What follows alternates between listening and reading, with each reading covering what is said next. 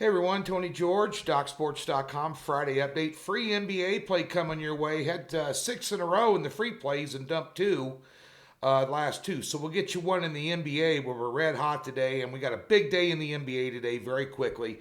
Don't forget, we give you a free $60 and a link in the description below.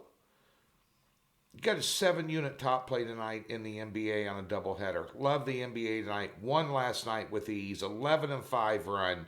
Unbeaten in top plays in the NBA. 5-0 plus $3,300 to the good for a $100 player this year. Documented in the NBA. I'm a flat betting guy in the NBA. Why don't you have more top plays in the NBA, Tony? Because they're rare. This season to date, I've had 5 of them. They're rare, but when you have a mismatch or something that sets up, where the stars kind of line up, then I'll put one out. So we have a 10-unit card, a 3-unit pick, and a 7-unit pick. Doc Sports, take the $60, get it for free. Daily cards are $30. If you have any problems with the $60 free thing, when you click the link in the description below, just call the 800 number. On the website, we don't have silver-tongued devils that attack you. This isn't Steve Stevens.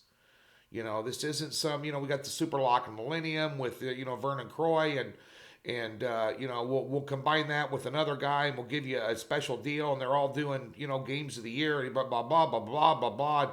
Visa, MasterCard, American Express, what's it going to be? You need to sell grandma's bonds. You got to get on this. None of that stuff. None. It's real customer service, and they're there to help you. That's it. So if you have any problems doing that. College basketball, doubleheader, 7-unit card tonight. 1-1-1 yesterday on a 3-pack, including a push on Belmont, which was a 7-unit top play, sitting at 5, landed on 5. Can you make a free throw? 5 layups missed in the second half. And free throws out the wazoo. We needed one, just one. And we had a small 2-unit play on the Kansas halftime line. Then we had a 3-unit play on UNC Asheville to cover against Winthrop, which they might again tonight, actually. Winthrop still unbeaten at 16-0, but only won by 4, laying 12.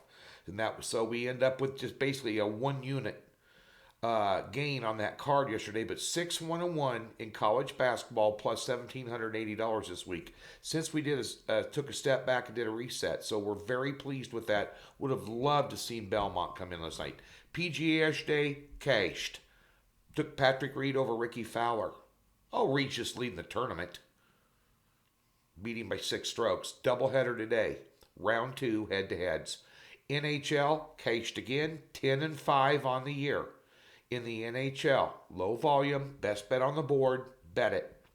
Passing today, there's only one game in the NHL, kind of like Columbus in that actually, but we're going to pass on it, and we'll come back on Saturday. Let's get to your free play. Is there any team better? I've moved the Utah Jazz into the number 1 spot on my power ratings in the NBA, and why wouldn't you? They're on a 10-0 run, straight up and against the spread. They're 14-4 on the year straight up and 13-5 against the spread. And they beat these very same Dallas Mavericks on Wednesday, 116-104, and they did it without Donovan Mitchell. Arguably their best player. But you know what? Donovan Mitchell, as good as he is not even the leading scorer on this team. Mike Conley is.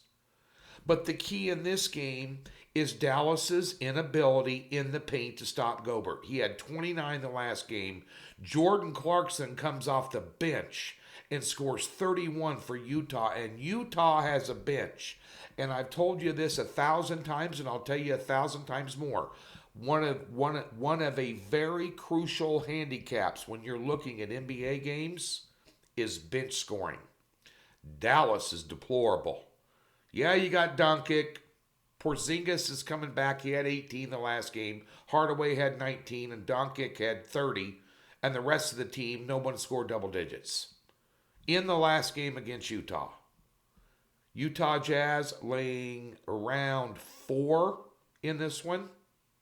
Lay it. Give me the Jazz at home, back-to-back wins.